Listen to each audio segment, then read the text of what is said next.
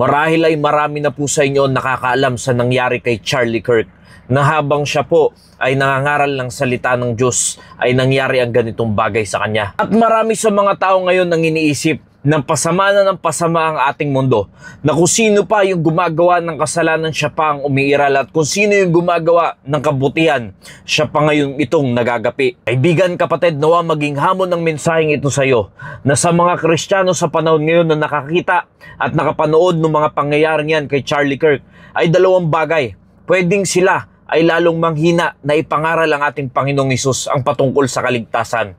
Pwedeng lalo silang manglupaypay at pwede silang lalong matakot sa mga ganyang klaseng pangyayari na pwede mo palang ikamatay ang pangangaral ng salita ng Diyos.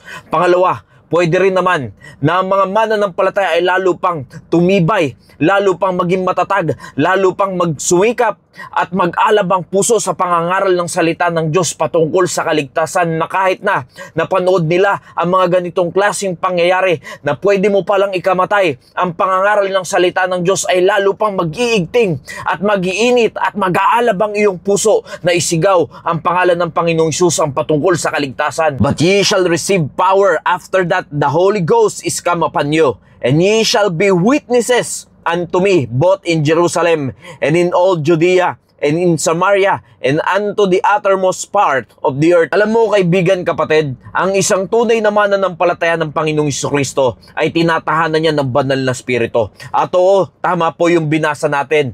Tayo ay merong kapangyarihan. May kapangyarihan tayo na maging witnesses o ibahagi natin yung salita ng Diyos ang patungkol sa kaligtasan sa kahit na kanino mang tao, sa kahit na anong sulok ng mundo, ay kailangan nating ipangaral ang pangalan ng Panginoong Hesus, dahil tayo po bilang mga mananampalataya ng Panginoong Jesucristo ay pinagkalooban tayo ng kapangyarihan upang mangaral ng katotohanan patungkol sa kaligtasan. Pero alam nyo po ba yung salitang witnesses dyan sa verse na binasa natin? Sa Greek word po niyan ay martos. Ang ibig sabihin ng martos ay martir, mga kaibigan, mga kapatid. Yan po ang pakahulugan niyan. Alam nyo po, sa isang mag-asawa na kahit na masalimuot na ang pagsasama, kahit na hindi na healthy ang relationship, ay nananatili ka pa rin dahil nagpapakamartir ka sa iyong pagmamahal. Ganun din po tayo bilang mga Kristiyano. Tayo ay kabahagi sa katawan ni Kristo, mga kaibigan, mga kapatid. Dapat din naman nagiging martir tayo sa kahit na anong sitwasyon.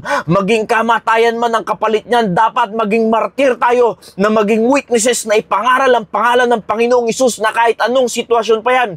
Season out of season, kahit na anong sitwasyon, anong pangyayari sa ating buhay, nananatili ka dapat na maging martir na ipangaral ang salita ng Diyos ng walang takot, ng may lakas ng loob, dahil binigyan ka ng kapangyarihan ng ating Panginoon. Dahil ikaw ay may banal na spirito, malaya kang makapangaral ng salita ng Diyos kahit na ano pa ang mangyari sa'yo. Dapat ganyan na maging puso mo bilang Kristiyano. Nakita nyo, mga kaibigan, mga kapatid, isang patunay dyan na nangyari kay Charlie Kirk, na sa kabila ng kanyang pangangaral ng salita ng Diyos, nakaranas siya ng kamatayan. Kaibigan, kamusta ka?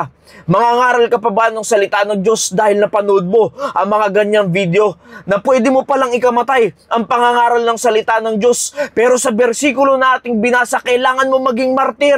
Ikaw dapat ay martir sa ating Panginoong Jesucristo. Kahit alam mo, kaibigan, kapatid, hindi ka dapat manglupaypay o panghinaan ng loob dahil lang merong isang Kristiyano ang nakaranas ng kamatayan dahil sa pagsigaw ng pangangaral ng salita ng Diyos. Kaibigan, dapat lalo kang magpatuloy at wala kang dapat katakutan, dahil in the first place, kung alam mong meron kang tunay na pananampalataya sa iyong puso sa ating Panginoong Jesucristo, hindi ka matatakot pagdating sa kamatayan, dahil alam mo na pag dumating man ang iyong takdang araw ay makakapiling mo ang ating Panginoon dahil tunay mo siyang sinampalatayanan sa iyong puso. Kaya't habang ikaw ay nabubuhay sa mundong ito, dapat meron kang puso na maging martir para sa ating Panginoon. Alam niyo po, nung Dark Ages, mas malala pa ang nangyayari sa mga tao kung paano ang mga mananampalataya noon ay pinapakain sa layon, sinusunog ng buhay, at kung ano-ano pang persecution ng ginagawa para lang sa pangalan ng Panginoong Hesus. Kaibigan, nawa maging ganyan din ang puso mo para sa Panginoon.